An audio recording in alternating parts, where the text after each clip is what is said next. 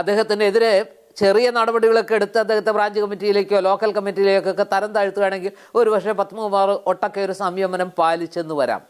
മറിച്ച് അറ്റകൈ പ്രയോഗത്തിനാണ് പാർട്ടി മുതിരുന്നതെങ്കിൽ അറ്റകൈ പ്രയോഗത്തിന് പത്മകുമാറും തയ്യാറായി എന്ന് വരും. അദ്ദേഹത്തിന് 70 വയസ്സായി. ഇനി പാർട്ടിക്കകത്ത് വലിയ പദവികളൊന്നും അദ്ദേഹം പ്രതീക്ഷിക്കുന്നില്ല. ജീവിതത്തിലും അദ്ദേഹത്തിൻ്റെ പുരുഷാർത്ഥമൊക്കെ പൂർത്തിയായി എന്നാണ് ഞാൻ വിചാരിക്കുന്നത്. ഇനി പ്രത്യേകിച്ച് എന്ത് നേടാനാണ്? ഇനി അദ്ദേഹത്തിന് കാര്യമായിട്ടൊന്നും നേടാനില്ല.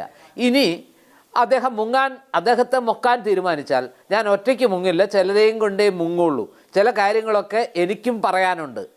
ഒരു ഘട്ടത്തിൽ, നിർണായക ഘട്ടത്തിൽ 2 തെരഞ്ഞെടുപ്പുകളുടെ മുൻപ് അദ്ദേഹത്തിനെതിരെ ഒരു നടപടി എടുക്കാൻ തൻ്റെ ഇടം കാണിക്കാതിരുന്ന പാർട്ടി അതെന്തുകൊണ്ടാണ്? ഏറ്റവും അനിവാര്യമായ ഘട്ടത്തിൽ അദ്ദേഹത്തിനെതിരെ അന്വേഷണം വരുന്നു, തെളിവുകൾ വരുന്നു, SIT അദ്ദേഹത്തെ പ്രതി ചേർക്കുന്നു, പത്മകുമാറിൻ്റെ പങ്ക് എല്ലാ അർത്ഥത്തിലും പൊതുമണ്ഡലത്തിലേക്ക്, പൊതുസമക്ഷത്തേക്ക് വരുന്നു. ആ ഘട്ടത്തിൽ പാർട്ടിയുടെ മുതിർന്ന നേതാവായ, മുൻ ജില്ലാ കമ്മിറ്റി അംഗമായ, പാർട്ടിയിലെ ഉന്നത പദവികൾ പലതും അലങ്കരിച്ചിട്ടുള്ള ശ്രീ പത്മകുമാറിനെതിരെ തിരുവിതാംകൂർ ദേവസ്വം ബോർഡ് പ്രസിഡന്റ് കൂടിയായ അദ്ദേഹത്തിനെതിരെ ഒരു നടപടിയെടുക്കാൻ പാർട്ടി എന്തുകൊണ്ട് ധൈര്യം കാണിച്ചില്ല? ഇതല്ലേ $1 മില്യൺ ക്വസ്റ്റ്യൻ.